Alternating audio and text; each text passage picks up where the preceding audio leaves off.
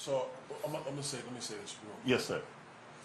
To the white supremacy deal. If that's what Donald Trump truly believed, then why would he undo the '94 crime bill? Because when you did that, what you predominantly did is you cut short sentencing of black men because in the mid-'90s, Joe Biden and the Democrats felt that they wanted to treat crack cocaine as a higher threshold of punishment than any other drug, any other illicit drug in America.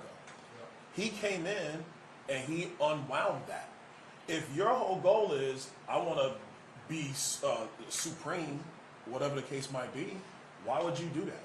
Right. You see what I'm saying? Yeah. So like this is where I think, and to your, I'm not, it's not against you, Latrell. I know what you're saying. Yes, sir. It's really more for them than for you. Okay. But I think that people have to get past the narratives that come from media. Dr. Carson knows what happens when the media wants to have a narrative. Right. I know what it is when the media wants to have a narrative, because they just push that as opposed to actually digging into the context.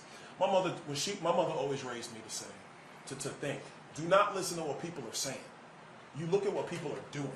Right. Yeah. And I think that in our community, we have to get past the narratives that come primarily from media and from people who have agendas. Let's be clear, because a lot of people have agendas, and look at what's actually happening on the ground. Right. I'm going to give you another one. Yeah. What's that one? Charlottesville.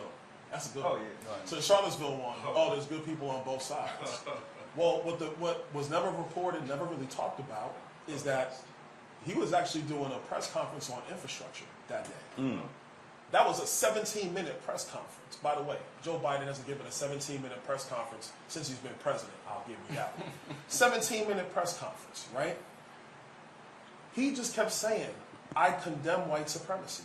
He said it like 6 or 8 times. In that speech. In that same presser. Right. The pressers keep asking the same question. I know they all hear it. I love you guys. They keep saying the same thing. He kept saying it until he said, look, what else do you want me to say? You had this person on that side, that person on that side, and then you have bad people on both sides, and we can't have any of this. Yeah. And they took good people on both sides, and ran with that for 3 years. Yeah. Yeah. Ignored everything else. The clip's still on YouTube today. Yeah. Okay. Which is the point that a lot of people, to the point of people coming around, particularly young people, that's what they're seeing.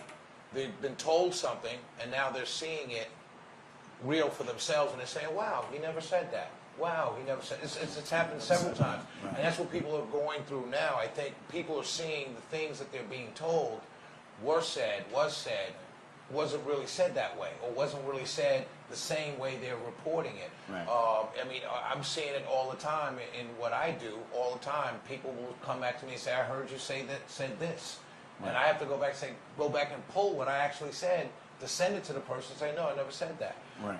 So I think when you talk about creating a narrative, how do you, to answer the question that I asked you to ask them?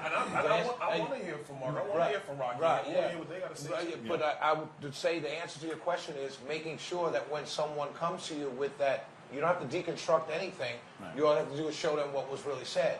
Because Reagan was cast the same way, Trump was cast the same way, George W. Bush was cast the way H.W. was cast. They all were cast as dumb, racist, and not qualified. The same 3 hits for all 4 people. All 4. Reagan, Bush, H.W., and Trump. All Republicans were cast and attacked in the same verbiage used every single time they ran by the same media outlets. So you hit a good point, because it is a good one now. Everybody remembers when Kanye did it right after Katrina. George Bush doesn't like black people. Doesn't care about black. You don't care about black people, and that was the narrative until it came out that W and Michelle Obama have a good relationship. Right. And now in today's media, it's, oh no, we like George W. Right. She was great. Well, because